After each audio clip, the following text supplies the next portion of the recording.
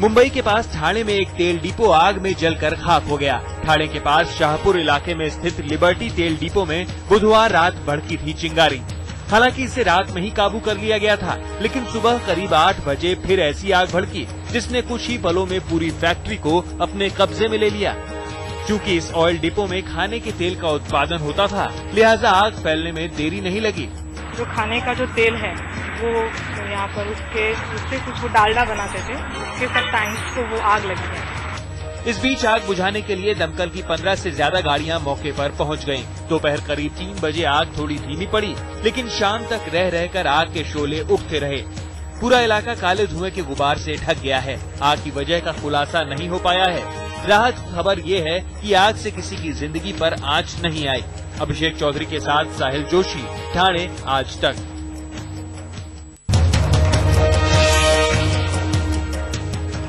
घर के बाहर अपनी गली में खेल रहे ये बच्चे अचानक अस्पताल पहुंच जाएंगे, वो भी इस हाल में। ये इनके घर वालों ने सपने में भी नहीं सोचा था।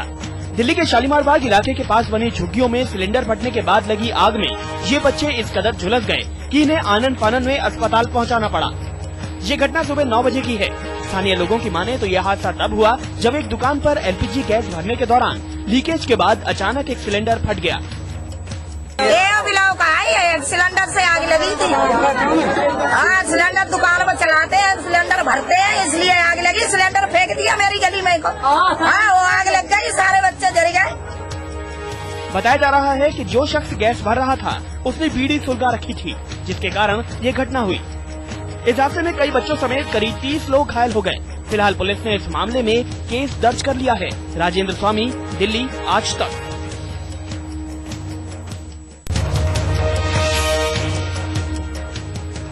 मासूमों को फिर से मिली मां की गोद। इन बच्चियों ने खुद अपनी बहादुरी से उन परिंदों को मात दी जो इन्हें बहका कर ले जा रहे थे।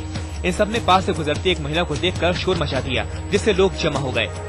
हम ना गेट के अंदर थे, तो बोला कि तुम्हारे पापा ना तुम्हें ना बुला रहे, तो हम इनके साथ चले गए थे। ये पार्क है ना, इधर से निकाल के हमें पता नहीं कहाँ घुमा दिया।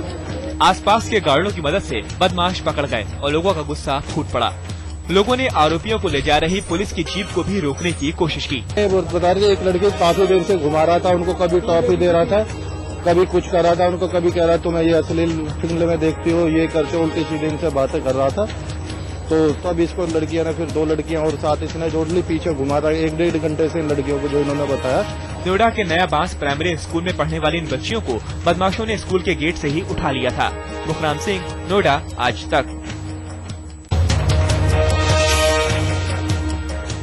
पेशे से इलेक्ट्रॉनिक इंजीनियर ये शख्स एक अजीब सी उलझन से गुजर रहा है, और उलझन ये है कि वो HIV पॉजिटिव है या नहीं।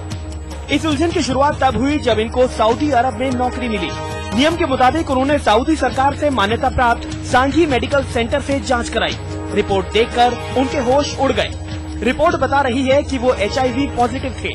बाद में जब इस शख्स ने एम्स में इसकी जांच कराई तो हैरत की बात ये थी कि इस रिपोर्ट ने उन्हें HIV नेगेटिव बताया। दिमागी उलझन के मैं 1 हफ्ते तो सोया नहीं। मेरे घर वाले सारे परेशान थे जब तक एम्स की रिपोर्ट नहीं। जब एम्स की रिपोर्ट आ गई तो सारे लोग फिर नॉर्मल हुए। इन मेडिकल सेंटर्स के अलावा किसी भी दूसरे मेडिकल सेंटर्स की रिपोर्ट ये देश नहीं मानते हैं। वजह ये कि गलत रिपोर्ट के आधार पर उनके देश में दाखिल होने पर वो इन सेंटर्स की जिम्मेदारी तय कर सके। डिनाई नहीं कर रहा कि एम्स की रिपोर्ट गलत होगी, पर जब मुझे फिटनेस देनी है तो मुझे तो I have to rely on my machines. अब मशीन एम्स की सही है या सांघी मेडिकल सेंटर की, ये तो कहना मुश्किल है, लेकिन 2 अलग-अलग रिपोर्ट ने इस शख्स को परेशानी में जरूर डाल दिया है। अहमद अजीम, दिल्ली, आज तक।